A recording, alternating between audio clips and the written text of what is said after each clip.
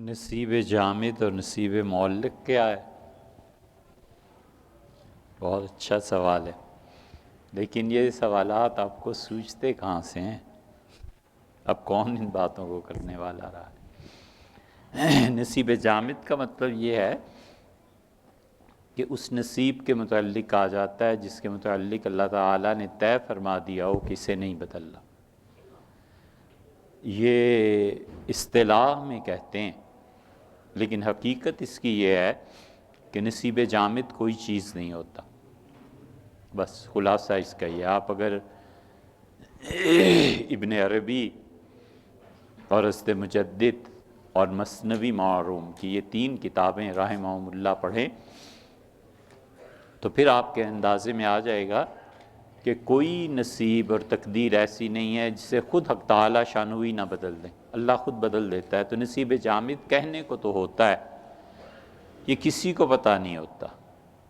انبیاء علیہ السلام حتیٰ کہ حضرت رسالت پناہ صلی اللہ علیہ وسلم اور جبریل امین اور اللہ کے مقرب ترین فرشتے کو بھی خبر نہیں ہوتی، کوئی نہیں جانتا۔ آخری لمحے پہ پہنچ کے فیصلہ بدل جاتا ہے، موت کا فیصلہ ہو جاتا ہے، ڈاکٹر جواب دے دیتے ہیں، فرشتے بھیج دیے جاتے ہیں موت کے، اور موت کا جب پہلا جھٹکا لگتا ہے تو نصیب تبدیل ہو جاتا ہے کہ چھوڑو اس کو، رہنے دو، 10 سال اور جی لے، 20 سال اور جی لے۔ یہ نصیب جامد کہلاتا ہے، لیکن نصیب جامد حقیقت میں کچھ نہیں۔ اللہ کے لیے ظاہر ہے، اللہ ہی کے لیے تو فیصلے ہیں، اور اللہ تعالیٰ کے لیے کیا مشکل ہے کہ وہ اپنے فیصلے وہ کر دیتا ہے۔ اب ذرا سی بات آگے اور ہے کہ نصیب جامد کی تبدیلی کیسے ہوتی ہے۔ تو نصیب جامد کی تبدیلی کا جو اختیار انسان کو حاصل ہے، یہ دعا ہوتی ہے۔ دعا اتنی بڑی چیز ہے کہ اللہ کے فیصلے کو تبدیل کرا دیتی ہے۔ اللہ تعالیٰ بندے سے خوش ہوتا ہے، اور اللہ کو پتہ ہوتا ہے کہ میں اس کے متعلق 2017 میں یہ فیصلہ اس پہ نافذ ہونا ہے، اور اس کی دعا 2019 کو آئے گی، اور میں یہ فیصلہ جو 17 میں کیا تھا 19 میں تبدیل کر دوں۔ مثال ہے، بہت چیزیں ایسی ہوتی ہیں۔ حضرت شیخ عبدالقادر جیلانی رحمۃ اللہ علیہ نے اپنے متعلق فرمایا ہے کہ میں اس مقام کا فرد فرید ہوں جو نصیب جامد کو تبدیل کر لیتا ہے۔ یعنی مطلب یہ کہ میں دعا مانگوں تو اللہ نے میری عزت اتنی رکھی ہے کہ وہ دعا قبول ہو جائے اور نصیب جامد تبدیل ہو جائے۔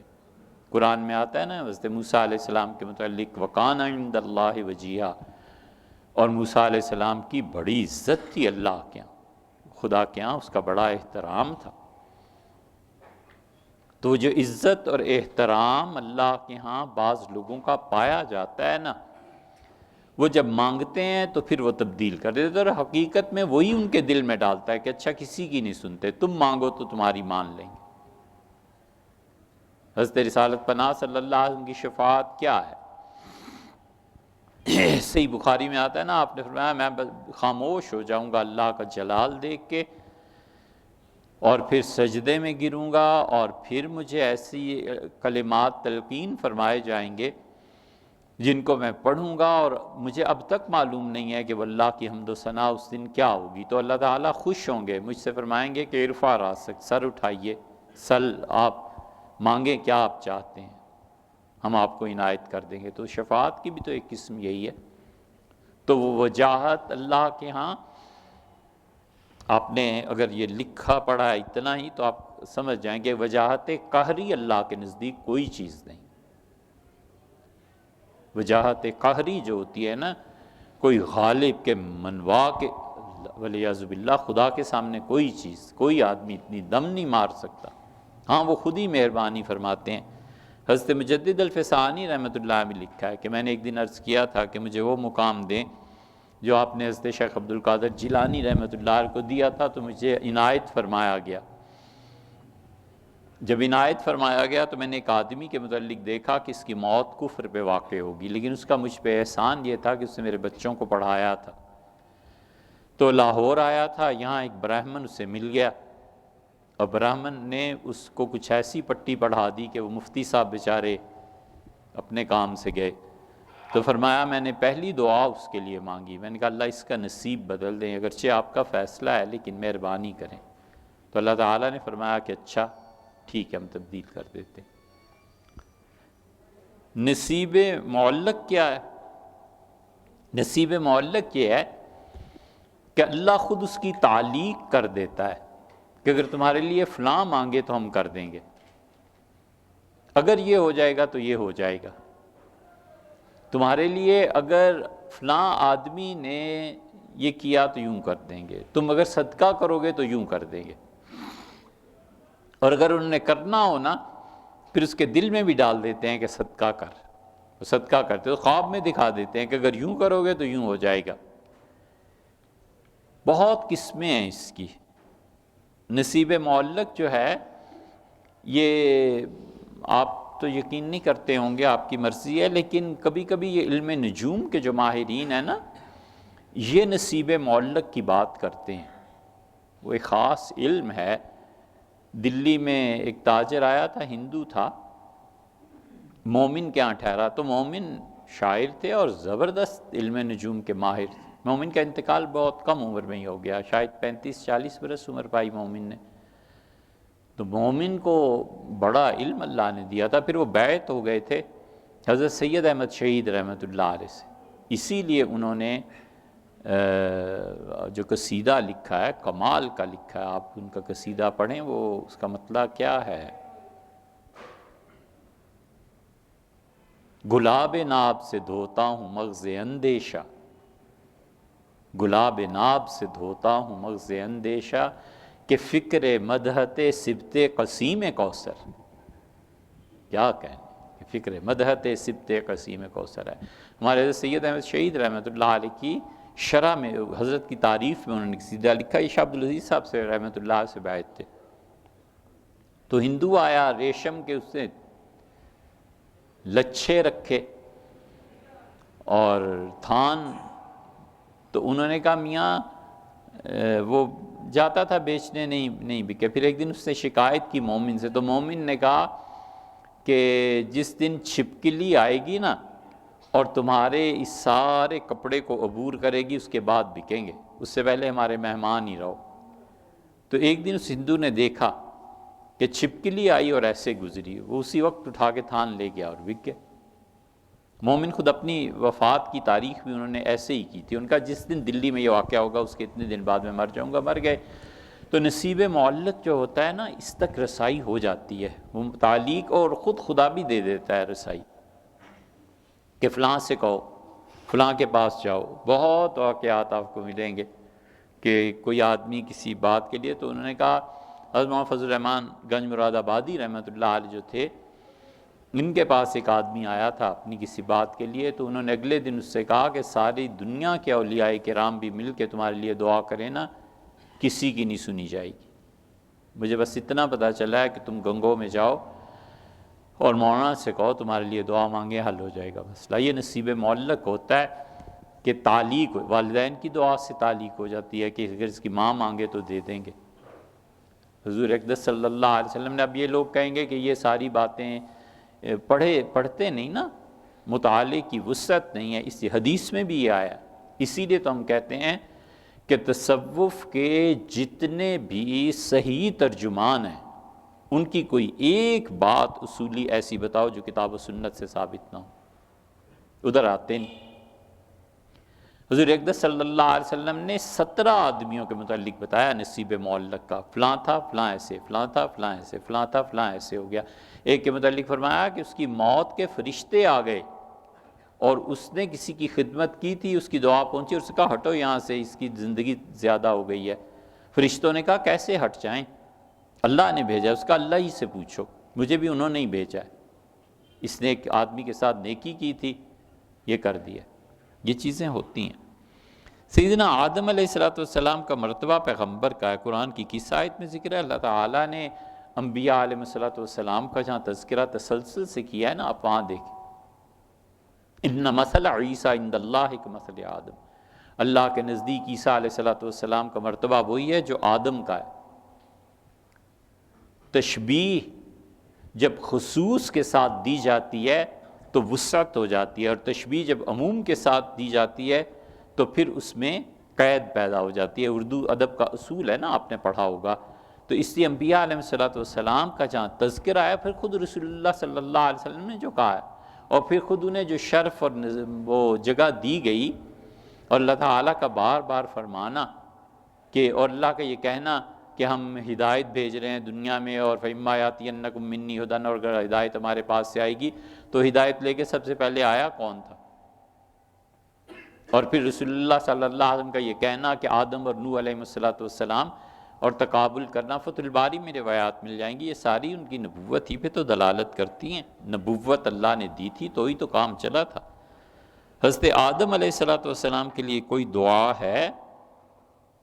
تمام انبیاء علیہ السلام کے لیے اگر دعا کرنے کو جی چاہے نا، تو دونوں صورتیں ہوتی ہیں۔ کبھی آدمی دعا بھی کرتا ہے کہ اللہ ان کے قرب میں اضافہ فرما۔ نبی کے لیے مغفرت کی دعا کرنا کفر ہے، اس لیے کہ انبیاء علیہ السلام سے گناہ تھوڑے ہی ہوتے ہیں کہ کوئی آدمی دعا کرے اللہ انہیں بخش دے۔ کس چیز پہ بخش دے؟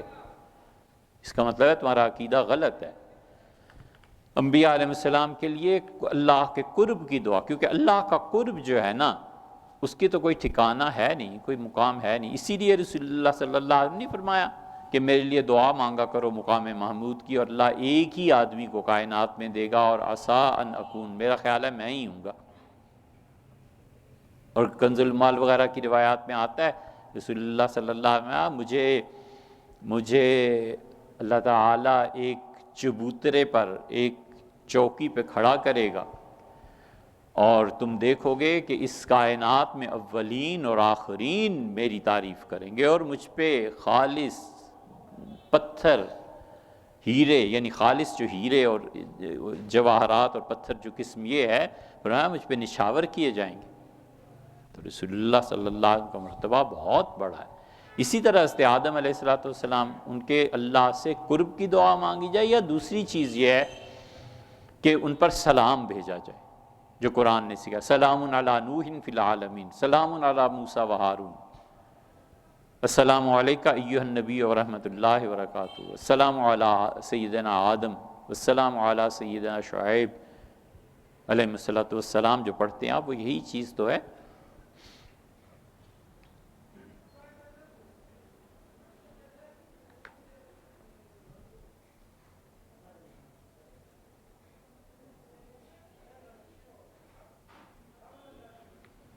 کچھ نہیں ہے۔ آپ کے تینوں سوالات کی بنیاد یہ ہے، آپ نے کہا کہ مسنون دعاؤں کی ترغیب دی جائے، 5 سے 10 منٹ دعا کی جائے آخر پہ، اور حضور صلی اللہ علیہ وسلم کی معاشرت بیان کی جائے، ہم یہ کریں اور لوگوں کو فائدہ ہو۔ اس کی بنیاد آپ کا پہلا جملہ ہے کہ اس حلقے سے عوام کو فائدہ ہو رہا ہے، کوئی فائدہ نہیں ہو رہا، سب غلط۔ یہ جس کے دماغ میں بھی آتا ہے نا کہ مجھ سے لوگوں کو فائدہ پہنچنے لگا ہے، اسے چاہیے اپنے دماغ کو درست رکھے۔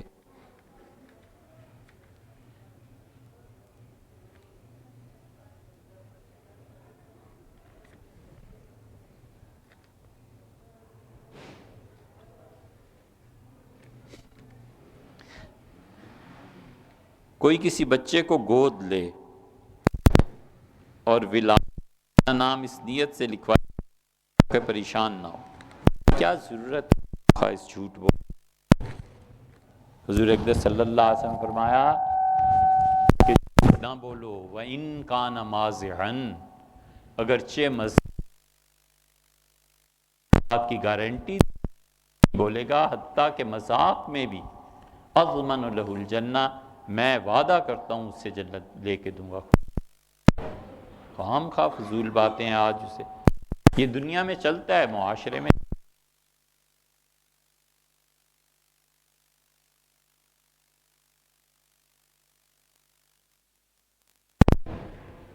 اول سے آخر تک بالکل صاف۔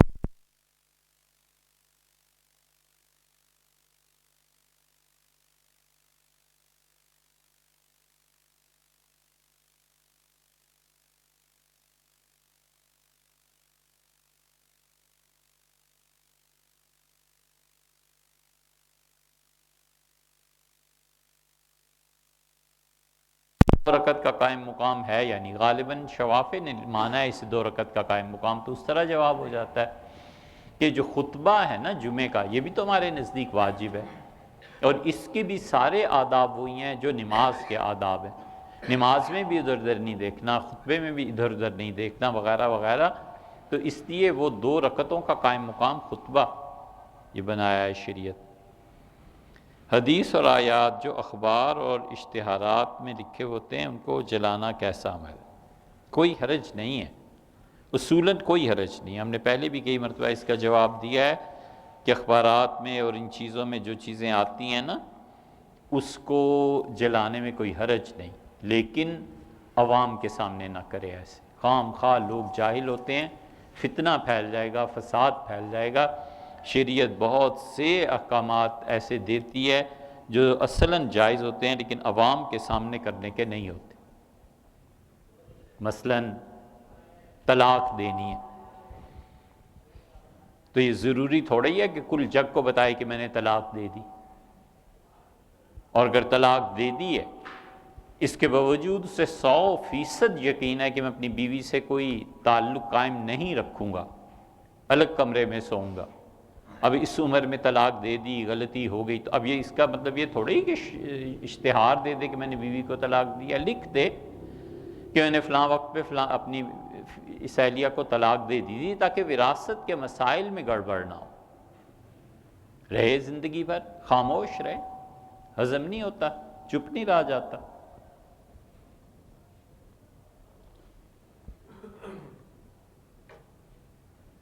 حضور اقدس صلی اللہ علیہ وسلم من صمت نجا، جو چپ رہا اس نے نجات پائی۔ مت بولے، دوستوں کا اعتبار ہوتا ہے۔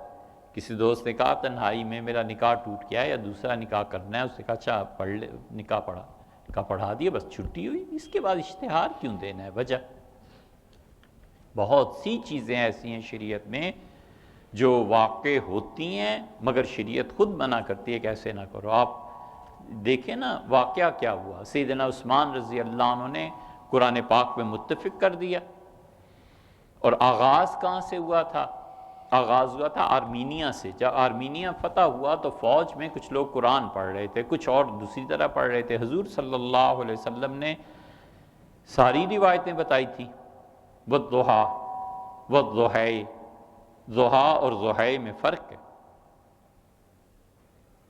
قرات کے کتنے ہی اختلافات ہیں۔ مالک یوم الدین، مالک یوم الدین، وہ سارے عرب تھے۔ اور یہ اس سے بھی پیچھے جائیں تو سیدنا عمر رضی اللہ عنہ نے سن لیا تھا ابی بن کعب رضی اللہ عنہ کو قرآن پڑھتے ہوئے۔ عمر رضی اللہ عنہ کو اتنا شدید غصہ اس پہ آیا، ابی کو پکڑ لیا اور رسول اللہ صلی اللہ علیہ وسلم کے سامنے کہ اللہ کے رسول، آپ کی زندگی میں قرآن غلط پڑھا جائے، یہ ابی ایسے پڑھ رہا ہے۔ آپ مسکرائے، آپ نے کہا میں نے ابی کو ایسے بھی پڑھا، عمر ایسے بھی پڑھتے ہیں، ایسے بھی پڑھتے ہیں۔ وہاں سے یہ بات چلی ہے۔ آرمینیا میں مسلمانوں میں اختلاف ہوا، سیدنا ابوبکر رضی اللہ عنہ کے پاس آئے اور انہوں نے کہا حضرت اس کو کریں کچھ قرآن کا۔ آرمینیا میں فوج آپس میں لڑنے لگی تھی۔ کون آیا تھا؟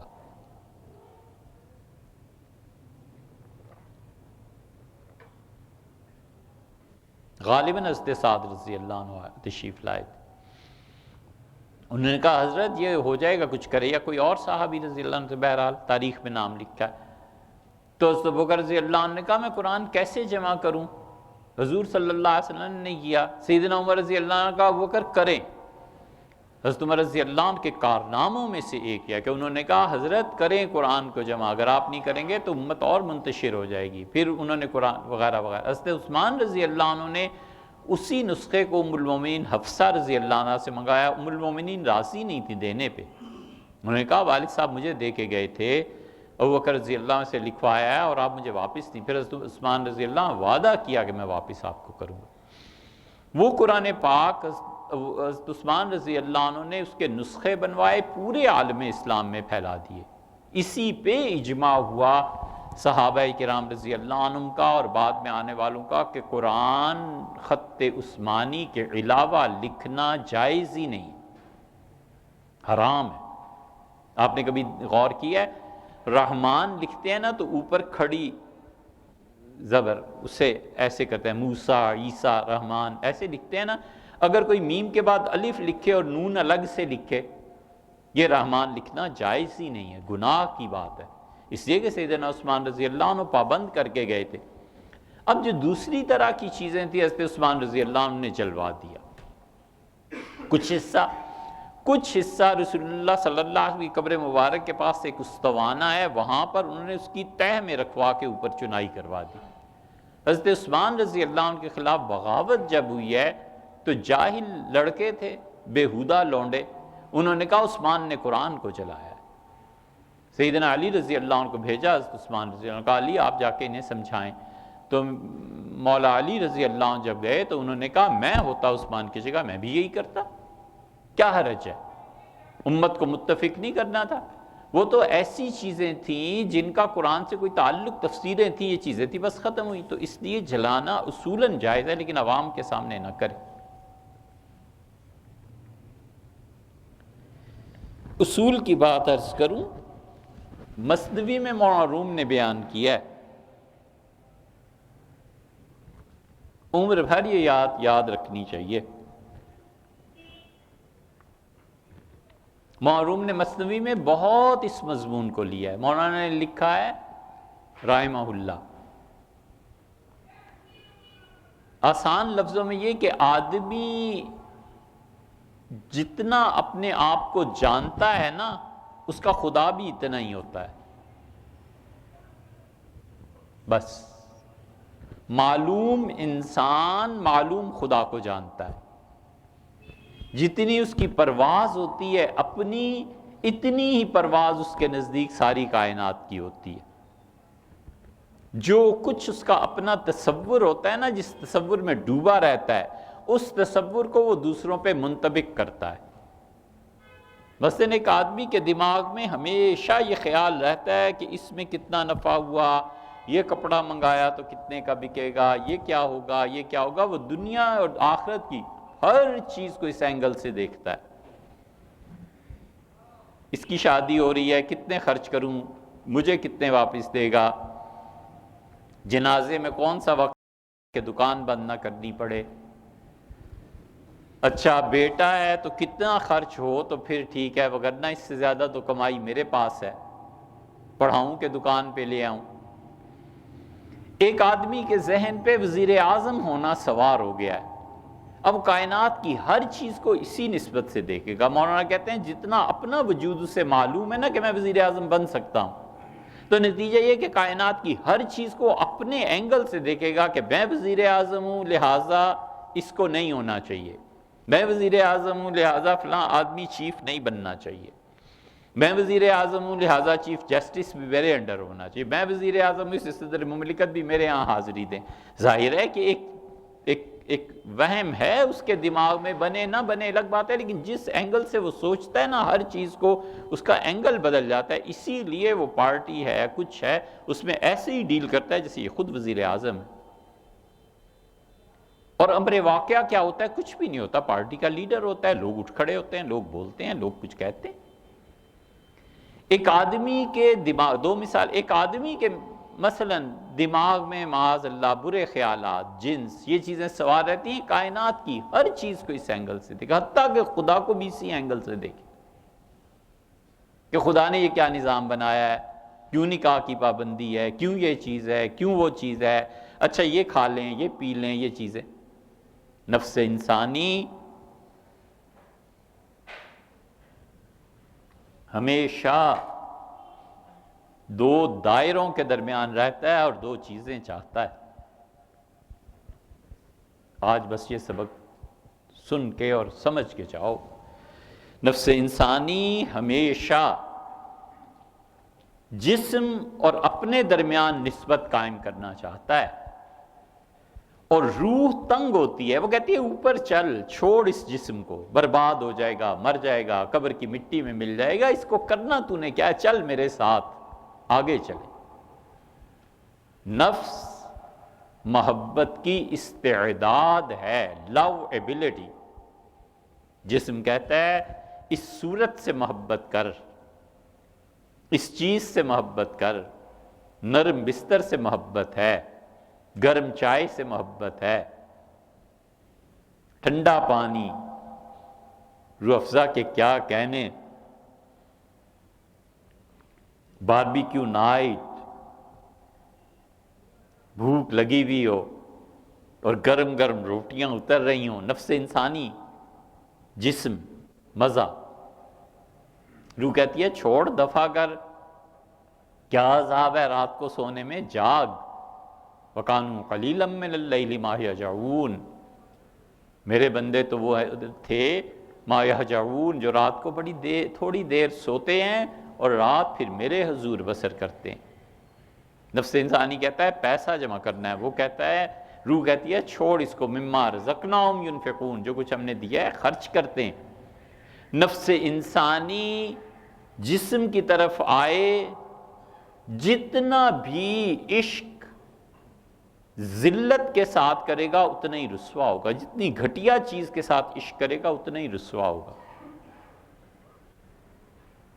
اور نفس انسانی روح کے ساتھ چلا جائے، روح اس محبت کی استعداد کو خدا پر جا کر جال ڈال دیتی ہے. محبت چاہتی ہے یہ جملہ بے ادبی کا، اللہ معاف کرے، بے ادبی نہیں سمجھنے، ہمارے اردو کی زبان کا محاورہ ہے. یہ اس محبت کی نفس کی استعداد چاہتی ہے اور جا کر چاہتی ہے، کہتی ہے خدایا تو بھی میرے پنجے میں آ جا. محبت کوئی چھوٹی سی چیز ہے، یہ نفس انسانی کی استعداد ہے. لطیفہ بھی سناؤں. اکبر بادشاہ کے سامنے دو راجپوت چلے گئے. یہ جو راجپوت ہے نا، اپنی بہادری اور اپنی شجاعت میں بڑی ان کی حیثیت ہے، پاگل ہو جاتے ہیں یہ راجپوت. اب بھی خون راجپوتوں کا اگر ہو نا تو ٹکرانے سے گھبراتا نہیں. اکبر بادشاہ خود بہت بڑا شجاع بہادر، اکبر کے کیا کہنے. اکبر کا حال یہ تھا کہ وہ ہاتھی جن کے پاس فیل بان نہیں جاتے تھے، اکبر جاتا تھا اور اس کے دانت پہ ہاتھ رکھتا تھا اور اوپر بیٹھ جاتا تھا. دلی میں ایک مرتبہ ہاتھی ایک پاگل ہو گیا، دلی اجاڑ دی اس نے، جو گھر جو چیز سامنے آئی. اکبر کو کسی نے رپورٹ دی، نکلا اپنے محل سے، اس کہا کس راستے سے آ رہا ہے، گھوڑے کو سوار ادھر، سامنے مست ہاتھی پاگل. اکبر اترا گھوڑے سے اور جا کر ہاتھی کے دانت کو پکڑا اور اوپر بیٹھ گیا اور ایسا مارا، ہاتھی نے چند منٹوں میں سر جھکا دیا اور اپنے لے گیا. اس کا بند کرو اس ہاتھی. بہت دلیر آدمی تھا، بہت دلیر. دو راجپوت آ گئے، کہنے لگے بڑا نام سنا ہے آپ کا، امتحان ہے. اکبر نے کہا کیا امتحان ہے؟ اس نے کہا نوکری دو. اکبر نے کہا نوکری بقدر شجاعت. اس نے کہا راجپوت خون تھا نا، پاگل ہو گئے بہادری کا سن کے، شراب پی لی گویا بہادری کی. ان کا اچھا بادشاہ سلامت ہماری بہادری کو چیلنج کرتے ہیں. اس نے کہا نوکری بقدر شجاعت. وہ دونوں لڑکوں نے، راجپوت تھے، نیزہ نکالا، ایک نے انی اپنے سینے پہ رکھی، دوسرے نے اس نیزے کا پچھلا حصہ اپنے سینے پہ رکھا اور زور سے دبایا، دونوں مر گئے. دونوں مر گئے. اکبر نے کہا کاش ایسے شجاع اور بہادر ملتے. اور اکبر نے اٹھایا نیزہ اور اس کا میری بہادری دیکھو، اسے سینے پہ رکھا. راجہ مان سنگھ دوڑا، اس نے ہٹایا نیزہ اور پکڑ لیا اکبر کو. اور اس نے کہا پاگل ہو رہے ہیں، کیا کر رہے ہیں آپ یہ؟ اس نے کہا میری بہادری بھی دیکھو. یہ ہم بزدلوں کی سمجھ میں آ نہیں سکتا. وہ ایسے لوگ تھے. تو اس لیے لطیفے کی بات تو یہ تھی کہ راجپوت ایسے مر گئے. ہوتا ہے ایسے. نفس انسانی جو ہے نا، یہ جتنا ذلت کی طرف جا کے محبت کرتا ہے اتنا ہی رسوا ہوتا ہے. اور نفس انسانی روح سے ایک دائرہ اس کا یہ ہے، اور نفس دو دائروں میں گھومتا ہے. ان دونوں دائروں کو کاٹنا چاہیے. نفس انسانی جس دائرے میں گھومتا ہے آپ اس سے فارغ کریں گے تو روح کے ساتھ منسلک ہوگا نا. یہ جسم کے ساتھ منسلک ہوتا ہے تو دو دائرے آ جاتے ہیں. ایک لذت، مزہ،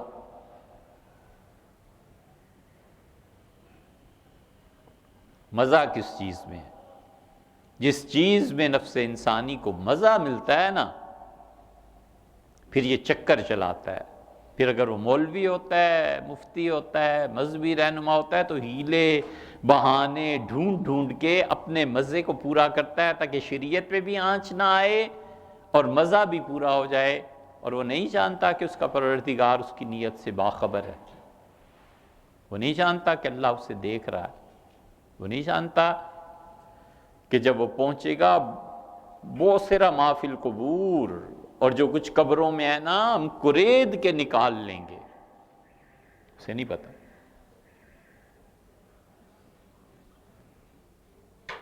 حصل ما فی الصدور، جو کچھ سینوں میں ہے ہم چھین کے باہر لے آئیں گے کہ یہ سوچتے تھے تم، اور یہ تم نے فراڈ مچایا ہوا تھا۔ نفس انسانی مزہ چاہتا ہے، سرمایہ دار ہے، مزہ تو چاہتا ہے، اب وہ دائرہ تلاش کرتا ہے کہ دین میں بھی رہوں اور مزے بھی ملے۔ ایک یہ نفس انسانی کا دائرہ تباہ کرتا ہے، اس کو چھوڑے مزے کو، انسان بنے، روح کے ساتھ نفس کو منسلک کرے تاکہ محبت میں جو وجود کا غلبہ ہوتا ہے نا اس سے فنا کرے۔ وجود 5 طرح قائم ہوتا ہے، اس کو اگر آپ نے پڑھنا ہو نا سر سید کو پڑھیے، سر سید نے بڑی اچھی ایک جگہ نفس انسانی پہ بحث کی ہے، 5 قسمیں کی ہیں۔ اور نفس انسانی کا دوسرا دائرہ غلبہ ہے، مزے سے بڑھ کے غلبے پہ آ جاتا ہے، یہ پھر بڑے لوگوں کی بات ہے، بادشاہت ہے، یہ چیزیں ہیں، اس مقام پہ پہنچ کے جو بڑے ظرف کے لوگ ہوتے ہیں نا ان کے لیے پھر خوشبو، عورتیں وغیرہ وغیرہ وہ کوئی معنی نہیں رکھتی، وہ کہتے ہیں چھوڑو یار یہ سب چیزیں دیکھی ہوئی ہیں، اب سینٹ کی سیٹ چاہیے، اب اسمبلی کی سیٹ چاہیے، یہ سب چیزیں بچوں کی باتیں ہیں، اب وزارت عظمیٰ چاہیے۔ یہ غلبہ ہے، یہ بابر، یہ اس میں تھا اکبر میں، غلبہ، طاقت، یہ بادشاہوں میں ہوتا تھا۔ لیکن جو ان میں صالح اور نیک انسان تھے نا، بڑا اللہ نے ان سے کام لیا۔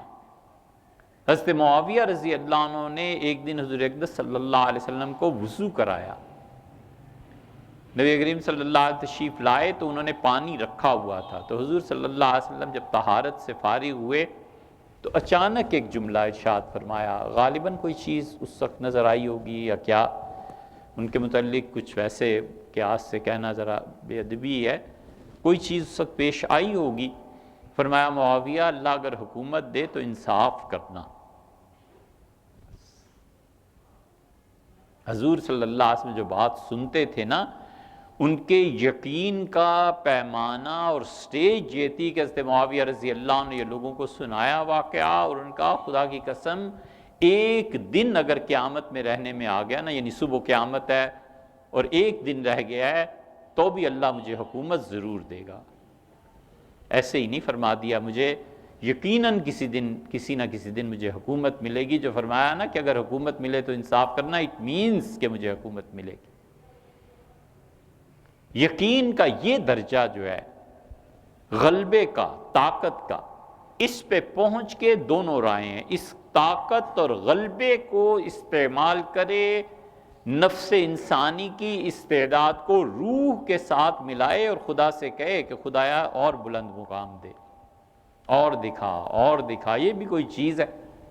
اس لیے جس مقام پہ پہنچ کے شام کو شکر ادا کر رہا ہوتا ہے نا کہ اللہ تیری مہربانی ہے تو نے مجھے یہ مقام دکھایا، اگلے دن صبح استغفار کر رہا ہوتا ہے کہ اللہ میں اس مقام پہ تیری پناہ ہے، توبہ ہے مجھے اور چاہیے، یہ کیا چیز ہے اور آگے لے جائیں۔ یہ ہے وہ چیز جو شمس تبریز نے پوچھا تھا روم سے کہ مولوی صاحب حضور صلی اللہ علیہ وسلم اتنے صاف ہونے کے باوجود، نہ معروم نے پوچھا تھا، انہوں نے کہا حضور اقدس صلی اللہ علیہ وسلم اتنے صاف ہونے کے باوجود، پاک ہونے کے باوجود، یہ ایک دن میں جو 70 مرتبہ استغفار کرتے تھے، کیوں کرتے تھے؟ تو انہوں نے بڑا عارفانہ جواب دیا، انہوں نے کہا حضور اقدس صلی اللہ علیہ وسلم ایک مقام پہ پہنچتے تھے خدا کے قرب میں، پھر جب اگلا مقام نصیب ہوتا تھا تو اس سے استغفار کرتے تھے کہ اللہ میں کبھی اس مقام پہ تھا، تیری پناہ۔ تو نفس انسانی محبت کی استعداد جسم سے ہٹا کے روح کے ساتھ جب لگاتا ہے نا، پھر اس کائنات کے اسرار کھلتے ہیں، پھر پتہ چلتا ہے سلطنت نیم شب کیا ہے، پھر پتہ چلتا ہے تقدیر کیسے لکھتے ہیں، پھر پتہ چلتا ہے کہ اپنے دوستوں کی ناز برداری کیسے ہوتی ہے، پھر پتہ چلتا ہے جلال کی تجلیات کیا ہوتی ہیں، پھر نوح علیہ السلام کا مقام کھلتا ہے، رب لا تذر علی الارض من الکافرین دیارا، اللہ اس دنیا میں کافروں کا ایک گھر نہ چھوڑ، اللہ ان کافروں کو ایسا مٹا ان کی اولادیں بھی ختم ہو جائیں، لم یلدوا الا فاجرا کفارا، اللہ ان کی اگلی نسلیں بھی نا یہ تیری نافرمانوں کی مٹا دے ان کو۔ پھر پتہ چلتا ہے موسیٰ علیہ السلام کا جلال، اور پھر اس مقام پہ پہنچ کے اگر حضرت ابراہیم علیہ السلام کے ساتھ جو معاملہ تھا وہ کھل جائے تو پھر تو بادشاہ ہوتا ہے یار روحانیت، پھر تو بڑا آدمی بن جاتا ہے۔